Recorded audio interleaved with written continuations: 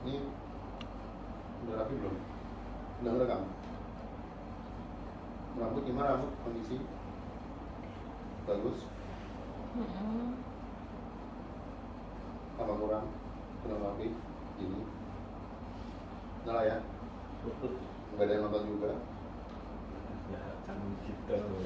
Siapa yang nonton? Nggak mungkin dong 1.000 orang. Diulang juga. Dan apa? Tadi potong aja. Nah, apa? Ya, apa nih? Openingnya apa nih? Ya, apa nih? Openingnya apa nih? Oke. Selamat sore, Ya, sahabat-sahabat. ya, mahasiswa assalamualaikum UNS. warahmatullahi wabarakatuh. Semua mahasiswa, semua penonton, semua viewers yang nggak tahu viewers yang berapa. Terima kasih sudah menonton. Kali ini kita ngebahas apa nih? Bahas apa nih? Ini pembahasan sore hari ini kita ringan aja ya, kehidupan perbedaan kehidupan S1 dan S2.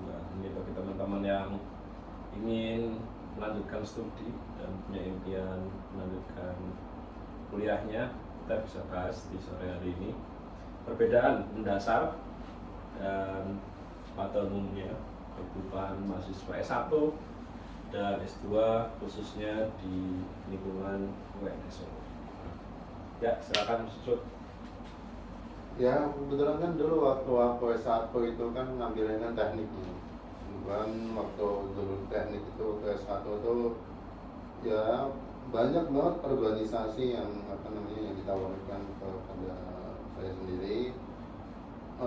Khususnya dulu saya tuh ikut organisasi yang yang berada di bawah naungan keagamaan. Itu namanya tuh organisasi Dewan Kemakmuran Masjid. Ya. Jadi itu emang waktu S1 itu saya nggak terlalu fokus terhadap himpunan di universitas gitu, secara umum. Secara khususnya di di bidang teknik itu saya tuh nggak terlalu ikut. Tapi saya lebih menyukai organisasi yang yang jarang rapat tapi banyak kegiatan. Jadi saya dulu ngambil itu organisasi yang ada di di bawah naungan keagamaan. Kalau saya di SMA itu kan biasanya kan namanya ROKIS ya. Kalau misalkan di S1 dulu itu namanya tuh DKM, namanya Dewan Kemakmuran Masjid. Kebetulan dulu saya menjadi sekretaris bendahara. Sampai sekarang pun juga jadi himpunan juga tetap aja jadi bendahara. Nah, untuk S1 memang antara S1 sama S2 itu lebih berat di S1 bahkan. S1 itu kita lebih banyak hal-hal yang baru banget kita tahu dan sangat sulit buat dipahami. Jadi kalau misalkan di S1 itu lebih banyak tugas-tugas yang yang memakan waktu banyak sampai malam, bahkan sampai kita begadang gitu. Kalau misalkan anak-anak teknik kan pasti pada tahu kan, kalau misalkan ada tugas itu pasti pada ngerjain bareng-bareng. Nah, ngerjainnya itu nggak sehari 2 hari, pasti bisa sampai seminggu untuk ngerjain tugas itu toh. Apalagi dulu waktu di teknik kimia itu kan tugasnya itu kan mengenai tentang perencanaan pembangunan pabrik gitu. Nah, rancang pabrik itu. Nah, untuk merancang pabrik itu ya nggak sehari 2 hari dulu, walaupun hanya kondisinya cuma satu alat dulu tugasnya, itu tuh bisa sampai 1 hari, bahkan ada yang bisa sampai 1 semester dulu itu tugas AutoCAD itu paling paling banyak memakan waktu dulu. Nah, sedangkan di Drawing ya, itu di AutoCAD itu bisa 3D atau enggak? gimana? Di AutoCAD itu bisa 3D atau enggak? Ada yang 3D. Jadi tergantung dari laptopnya, dari komputernya. Kebetulan dulu waktu saya kuliah itu kan laptopnya kan laptop kentang. Di bawah kentang apa laptop Ubi kali. Laptop Ubi lah, Ubi Jalar, Ubi Labu, laptop Ubi Siam gitu. Yang kalau misalkan baru dinyalain udah gitu.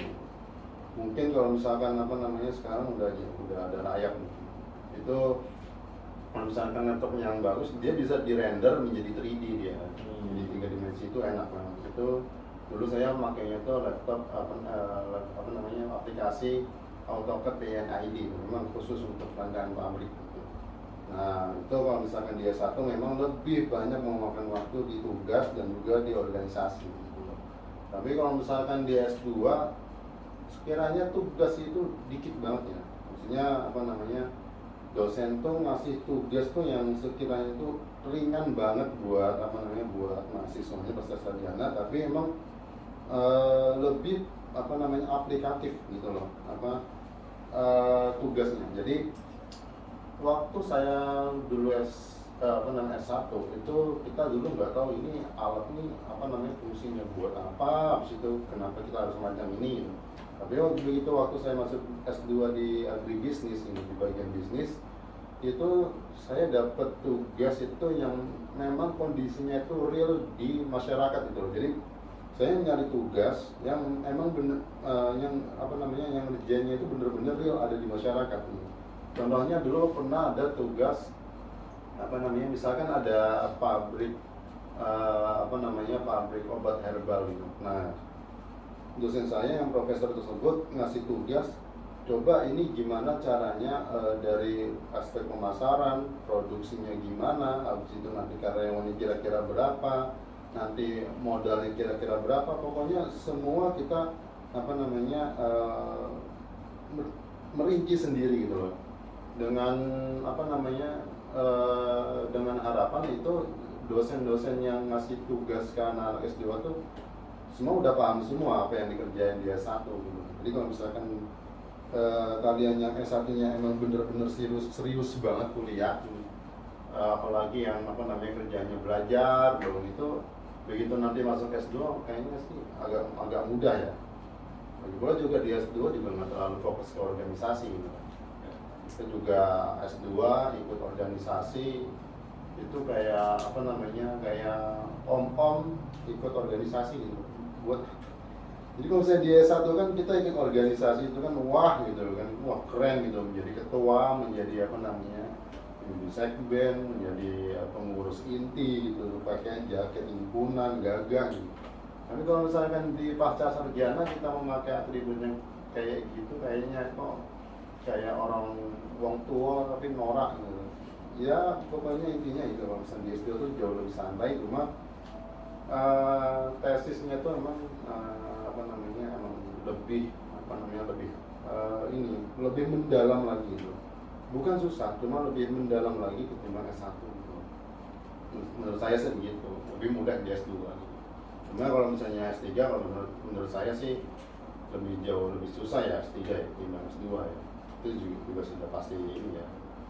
Kalau misalnya di S3 itu apa namanya, mereka emang fokus untuk publikasi gitu.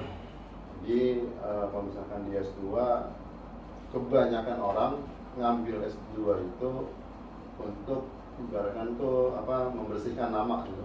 Bersihin nama dari mereka yang dari apa yang mereka lakukan di S1. Mereka belum puas dengan gelar yang ada di S1, makanya mereka lanjut ke S2. Dan kebanyakan orang yang sudah lulus ke S2 itu apa namanya, jarang ada yang memikirkan untuk lanjut ke S3 itu menurut saya sih. Kecuali kalau mereka emang menjadi dosen atau menjadi peneliti ya. Kalau hanya untuk mencari pekerjaan dan juga gelar, itu kebanyakan orang-orang ngambil S2 gitu. Kalau itu menurut saya sih gitu. Nah, kalau misalnya menurut Mas Radit sendiri, kalau misalkan dari ketua gimana? Kalau dari saya perbedaan mencolok ya antara S1 dan S2.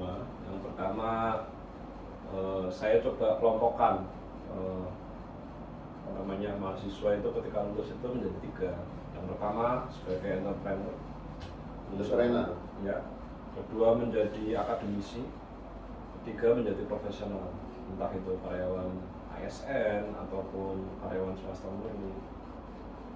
Nah ini perbedaan yang harus kawan-kawan ketahui. Ketika kita ingin menjadi akademisi, diharapkan jurusannya itu linear sebisa mungkin. Karena sepaham saya ketika mendaftar dosen, biasanya S1-nya misalkan teknik kimia, S2-nya harus teknik kimia, baru bisa mengejar. Kebanyakan seperti itu. Tapi kalau misalkan kita background-nya karyawan swasta ataupun wirausaha, saya lebih baik mengambil S2 yang sesuai dengan kerjaan sehari-hari, misalkan apa namanya, punya bisnis sudah mulai existing, sudah mulai bagus, ambil manajemen strategi yang memikirkan marketingnya, SDM-nya, keuangannya itu bakal lebih fungsional atau applicable di dunia nyata nanti setelah lulus. Ataupun di karyawan swasta banyak sekali tentu profesional di Indonesia S1-nya misalkan komunikasi, terus ujung-ujungnya menjadi misalkan menjadi sales, itu masih relevan lah. Tapi misalkan kayak statistik terus menjadi pekerjaannya menjadi sales, nah itu ketika jadi sales lebih baik S2-nya itu masuk ke jurusan manajemen marketing. Nah, seperti itu yang harus kita ketahui dulu, kita seperti apa kalau misalkan pengen jadi akademisi ya harus linear sebisa mungkin. Nah kalau dari pengalaman saya pribadi di MM tadi Mas Ucup di Fakultas Pertanian ya, kalau di Fakultas Ekonomi Bisnis khususnya manajemen S2 tugasnya jauh lebih sulit daripada S1 dan itu seperti bombardir, dan kebanyakan kita entah kelas weekend atau kelas weekdays. Jadi di FEB itu ada kelas weekendnya cuma di hari Sabtu. Kalau masih semester 1-2 itu jam 7 pagi sampai hampir maghrib, artinya ada 4 makul dalam satu hari, dan itu 3 SKS atau 4 SKS, jadi sepanjang hari itu full, dan siang itu cuma istirahat 50-20 menit. Artinya yang kelas weekend memang luar biasa capek karena Senin sampai Jumat biasanya kawan-kawan itu sudah bekerja di kantor ataupun sebagai pengusaha, mereka cuma kuliah 3 Sabtu. Tapi kalau yang weekdays itu cuma 2 hari, harinya nggak menentu, bergantung dengan schedule kampusnya. Tapi dari 2 hari itu sampai minggu depannya lagi, karena banyakkan tugasnya itu setiap minggu, itu banyak sekali tugas yang harus dilakukan. Pertama resume ya, kadang terus mencari permasalahan. Yang paling sering memang resume materi, capture selanjutnya. Idealnya kalau di MM itu misalkan besok di capture 9, kita at least sudah baca dan resume. Artinya ketika masuk kelas setengahnya itu sudah kita baca dulu, itu bakal lebih efisien. Kalau kelasnya Prof. Renal Kasali itu guru besar UI, mesti kawan-kawan juga mendengar. Itu kalau masuk kelas belum baca biasanya disuruh keluar. Karena kalaupun dapat ya cuma 1/4, 20%. Kalau sudah baca dulu itu mending, walaupun sebenarnya juga bahasa Inggris. Jadi ya mikirnya betul. Nah ini juga tantangan, dan juga nanti pas UTS, pas UAS kadang sekedar tugas UTS kita harus publish jurnal. Ada yang sampai terbit, ada yang sampai sekedar tersubmit. Jadi nanti tergantung dari dosennya juga, siapa yang memberikan tugas. Tapi secara overall menurut saya pribadi tugasnya jauh berat daripada S1 dan lebih spesifik ataupun lebih mendalam, benar Mas Ucup. Jadi S1 relatif general, tapi S2 itu lebih spesifik, misalkan terkait dengan manajemen keuangan. Misalkan kita analisis return of equity (ROE), itu nggak cuma sekedar teori ini begini enggak seperti itu, tapi kalau dikupas lebih dalam, artinya kita terkadang harus menganalisis laporan keuangan 2 perusahaan, 1 perusahaan, 4 perusahaan itu seperti apa, kita compare seperti apa. Artinya lebih dalam saja sebetulnya cakupan dan bahasanya daripada S1 yang masih relatif general, masih umum. Ini juga menarik untuk mereka-mereka yang ingin mendalami keilmuan. Kalau dari saya seperti itu. Kalau masalah organisasi di S2 memang kita sedang di tahun ini, saya sebagai ketua sedang mencoba mentransformasi, karena itu juga ada di manajemen SDM saya geluti. kalau saya lihat selama ini memang banyak sekali perubahan yang ada dan kita berani berstatement kita jauh lebih baik dari periode kemarin, bukan dalam arti kita menyampingkan sinar-sinar kita tahun lalu, tapi pergerakan, semangat, integritas dan lain-lain semuanya jauh lebih baik di tahun ini, dan harapan kita generasi ke depan juga kita bakal at least mewarisi semangat untuk terus berkontribusi untuk kemajuan HMP dan UNS Batu. Ya tadi intinya kan buat kalian yang para S1 atau mungkin masih jenjang SMA mungkin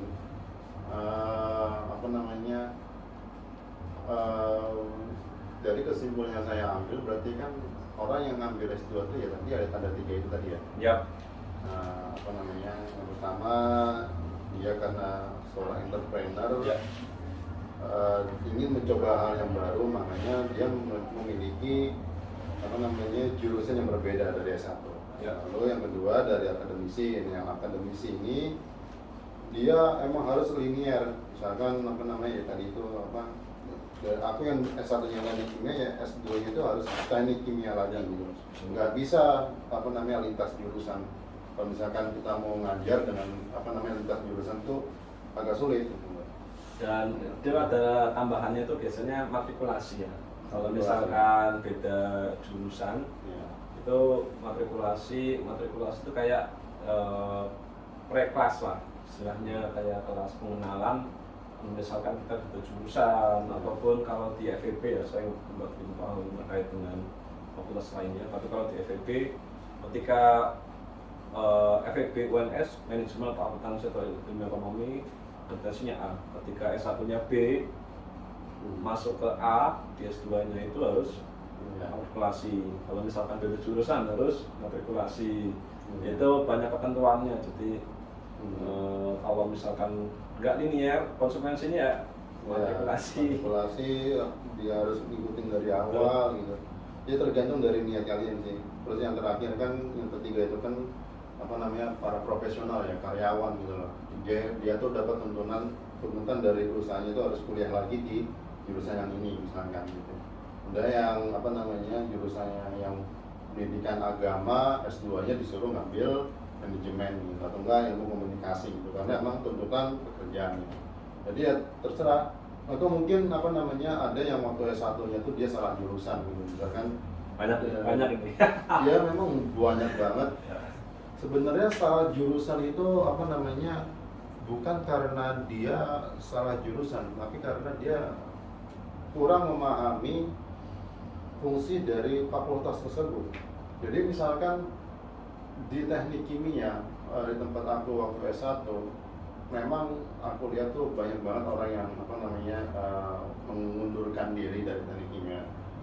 Itu karena dia masih belum ada tujuan hidup setelah mereka lulus kuliah gitu. Ya. Jadi orang yang berpikiran mereka salah jurusan itu karena mungkin setelah sewaktu mereka kuliah itu belum ada pemikiran setelah lulus itu mau ngapain gitu. Makanya itu pemikiran orang-orang yang mungkin salah jurusan gitu. Walaupun memang salah jurusan ya memang bukan berarti salah ya. Tapi salah jurusan itu bukan berarti salah gitu. Tapi bagaimana cara mereka memahami fungsi dari jurusan tersebut gitu loh. Nah, kalau misalkan mereka memang merasa kurang dengan jurusan tersebut, ya mungkin ada yang double degree gitu loh. Ada yang ada yang misalkan gini, dia satunya itu temen aku tuh ada yang dia tuh 2 jurusan. Dia teknik sipil dan juga teknik mesin. Dia tuh ada 2 jurusan, dia tuh juga ikut dua-duanya. Nah, saya kira itu sebagai orang yang sudah memahami ketika lulus tuh dia mau ngapain gitu loh. Kebanyakan tuh waktu aku tanyain orang-orang teman-teman saya yang di S1 tuh, mereka lulus tuh mau ngapain gitu loh. Kebanyakan kan ada yang kerja, ada yang ada yang mau lanjut S2, mungkin ada yang jadi pengusaha gitu. Kalau saya dulu waktu S1 memang menganggap jurusan yang saya pahami itu atau satu sebagai jembatan agar saya menjadi seorang pengusaha dulu. Nah, waktu S1 itu kan dulu memang teknik kimia itu mempelajari pabrik. Nah, pola pikir saya, bagaimana cara saya lulus dari dari teknik kimia, lulus lalu bisa membuat pabrik walaupun hanya skala kecil gitu loh. Nah, setelah itu saya berpikir lagi, mungkin ilmu teknik kimia saya sudah ada, tapi bagaimana dengan ilmu bisnisnya gitu loh. Kan kalau misalkan kita bikin pabrik kan nggak cuma bikin nggak cuma urusan produksi, ya cara memasarkannya bagaimana, terus kondisi lingkungannya, kondisi ekonominya, terus nanti hubungan sama masyarakatnya gimana gitu. Nah itu yang di S2 yang saya pelajari sih seperti itu. Jadi waktu saya di teknik kimia itu saya belajar bagaimana cara membuat produk dari raw material menjadi barang-barang ekonomis. Nah, yang di S2-nya bagaimana cara saya menjual barang-barang yang bernilai tinggi ini bisa sampai ke masyarakat. Itu makanya setiap kuliah itu yang pertama itu harus ada tujuannya dulu, mau ngapain dulu gitu, setelah lulus kuliah, jangan sampai ketimbang karena udah diterima aja di sini gitu. Mungkin karena buat teman-teman yang nonton waktu S1-nya tuh ya karena dulu waktu S1 ya keterimanya di jurusan ini aja, nggak keterima di jurusan lain. Ya nggak masalah, yang penting waktu selama kuliah itu tujuannya itu harus disesuaikan dengan fakultas, dengan jurusan yang kalian punya gitu. Misalkan kalian ingin menjadi seorang arsitek. Nah, tiba-tiba waktu penerimaan S1 kalian nggak dapet nih jurusan arsitek nih, yang kalian dapet malah jurusan misalkan ekonomi gitu. Jurusan ekonomi dengan jurusan arsitek kan jauh banget ya.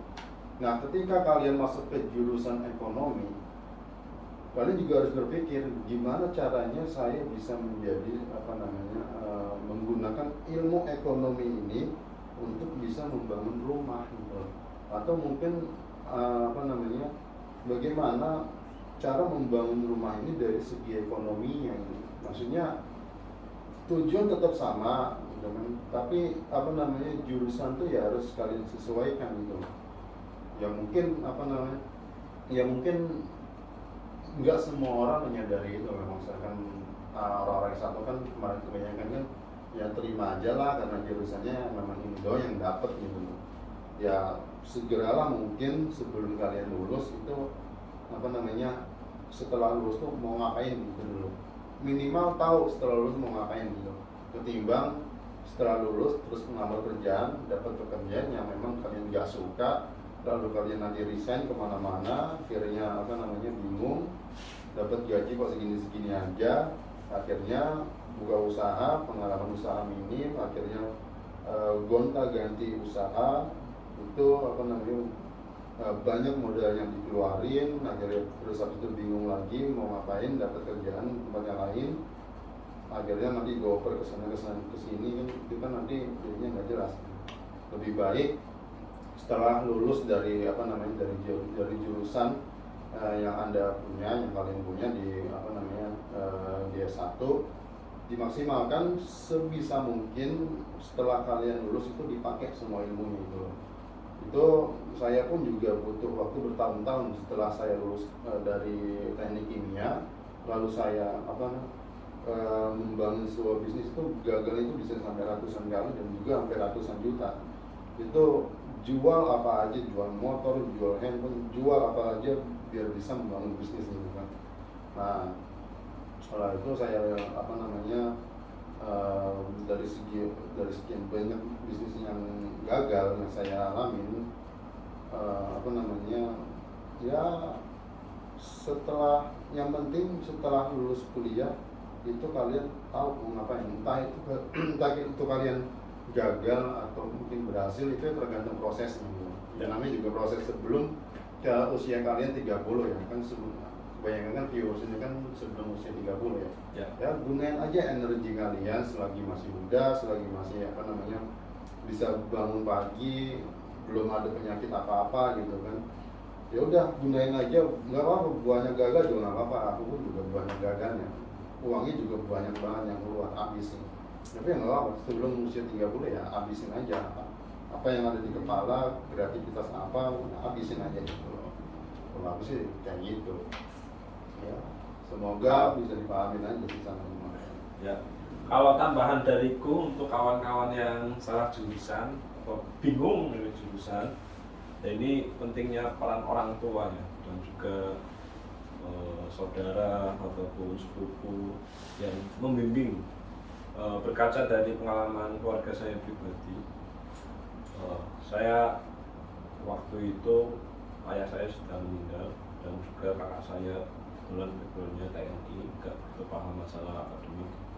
Adik saya waktu itu sudah lulus SMA, terus cita-cita itu sangat spesifik, ingin menjadi arsitek. Jadi betulnya langkah pertama yang harus kita lihat adalah minat dan bakat kita itu gimana sih. Jangan sampai ketika kita misalkan menjadi arsitek, tapi kita gambarnya tuh jelek sekali tuh juga jadi masalah. Jadi kita harus bisa melihat diri kita sendiri, misalkan passionnya itu terkait dengan matematika, ataupun fisika, ataupun biologi. Ya carilah jurusan-jurusan yang mirip-mirip seperti itu. Misalkan kalau biologi ya teknik kimia, itu bisa masuk biologi. Nah itu yang harus kita lihat dari minat dan kemampuan kita itu gimana sih letaknya. Apakah itu sulit sekali mengidentifikasi? Enggak. Kalau saya dulu mengetes adik saya itu karena masih muda, baru lulus SMA, usia masih 17-18, biar dia tidak ada kekecewaan di waktu dewasanya nanti. Semua proses yang ada, sekolah STAN, statistik, polisi, dicoba semua. Dan paling at least kalau ditanya nanti umur 30, udah pernah nyoba ini? Enggak, waktu udah pernah tapi gagal. Dan memang semuanya gagal. Terus ketika milih jurusan, saya putar lagi, ini orang pengennya arsitek. Coba di waktu itu masih pakai SNMPTN ya.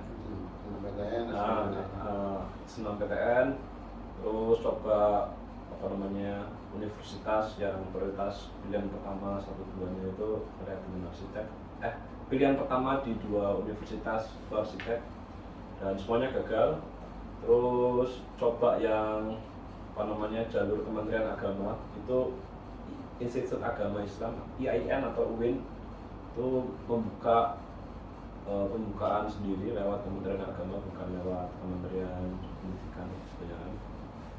Itu waktu itu mencoba dan lolos di jurusan yang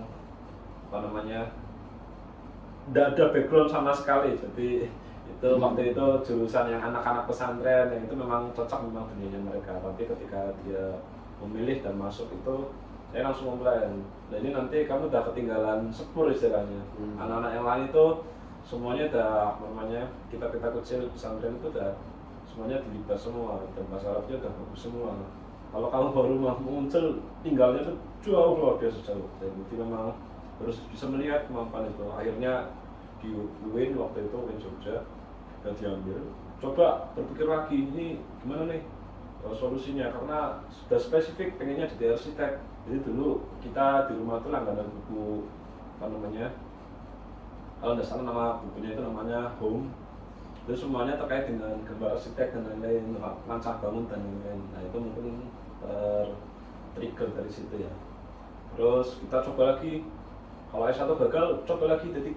Akhirnya setelah mencari banyak kompetensi yang ada di Undip, D3-nya itu buka waktu itu jalurnya PSB, penerimaan siswa berprestasi. Nah, akhirnya pakai nilai raport, diterima langsung. Nah, akhirnya ketika masuk kuliah, karena memang udah passionnya dari awal, kelihatan banget.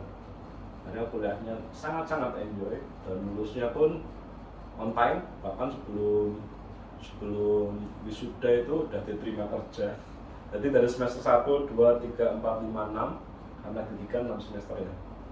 Terus tiap libur semester pasti magang, pasti magang. Walaupun konsekuensinya harus ada pengorbanan ya. Pengorbanan waktu itu enggak gampang kalau anak muda. Biasanya kan punya happy setelah per semester. Akhirnya di semester 6 ketika kalau D3 tugas akhir TA Iya, TA. nah itu sudah diterima kerja, bahkan ketika wisuda itu izin di kantor waktu itu.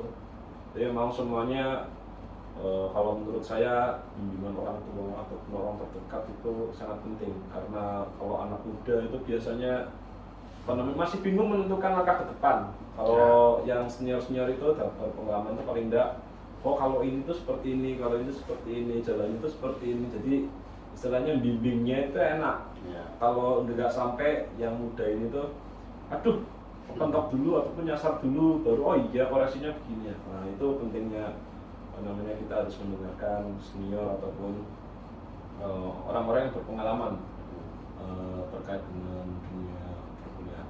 Nah itu dari saya. Jadi pintar-pintar kita mengidentifikasi bakat dan minat dari kita sendiri. Kalaupun nanti sudah misalkan tengah jalan nih, aduh salah jurusan, saya nggak passion misalkan, saya nggak passion nih, misalkan jurusan eksak, biologi murni, waduh saya anak IPS nih, wah itu malah petaka. Kalau misalkan masih bisa mengikuti perkuliahan yang ada, saran saya selesaikan.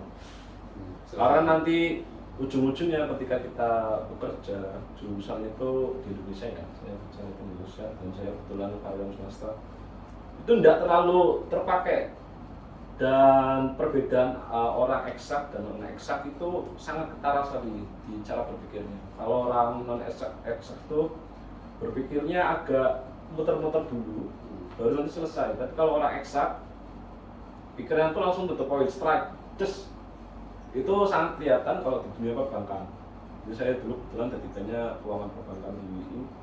Jadi kalau orang eksak bisa di riset sendiri, semua bos-bos yang ada, top-top manajemen di perusahaan perbankan itu semuanya orang eksak, karena mereka pikirannya bagus. Ada perbankan ya. Iya, walaupun itu jurusan, tapi kalau dikupas cara berpikirnya malah bagusan orang yang berpikir eksak, karena mikirnya itu langsung strike. Ini.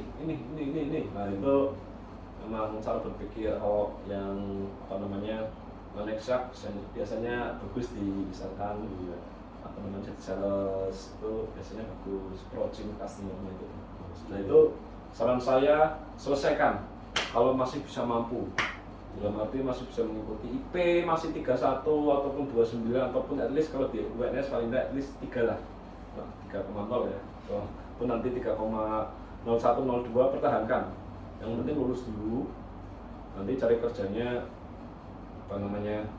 bisa ada sesuai jurusan, ataupun nanti kalau misalkan berminat lanjut S2 yang sesuai dengan jurusan, jadi balas dendam nih di S2 itu bisa kita lampiaskan, oh dulu tuh saya pengennya jadi teknik mesin dan pengen jadi pendidikan STM misalkan, masalah pendidikan teknik mesin misalkan, pengennya teknik mesin murni misalkan.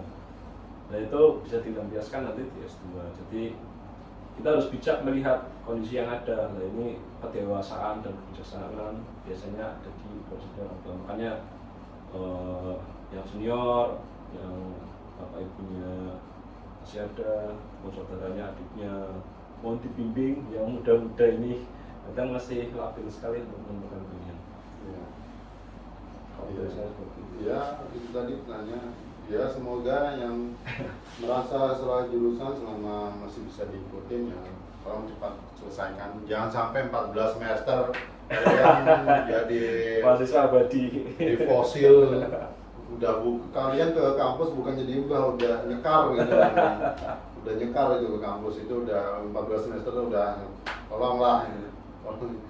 Jangan buang-buang uang gitu aja kalau yang sampai segitu. Usahakan buat kalian yang udah punya passion yang satu jurusan, terus habis itu memang bakat kalian di situ, ya tolong jangan disia-siakan gitu. Ya. Berapa menit nih? Ini berapa menit? Udah, kayaknya cukup ya. Udah, ini dulu bahasan singkat. Ya. Ya,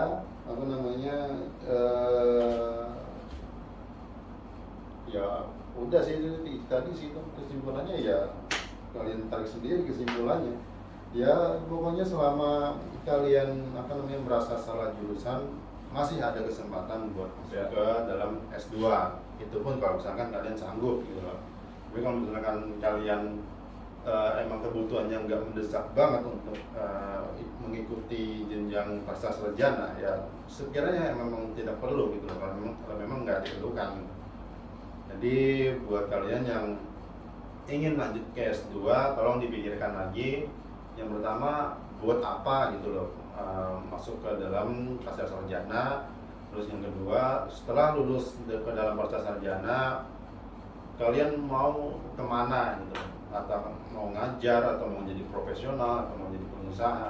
Jadi untuk menjadi pengusaha juga tidak masalah. Jadi kalau misalkan dia satu koneksi kalian ternyata masih belum ini mencukupi, kalian bisa mencari koneksi di jenjang pasca sarjana. Jadi kenalan aja sama orang, siapa yang punya usaha, bisa diajak kerjasama atau enggak, siapa yang punya pemodal, bisa diajak kerjasama atau enggak, siapa yang menjadi investor, dan seterusnya.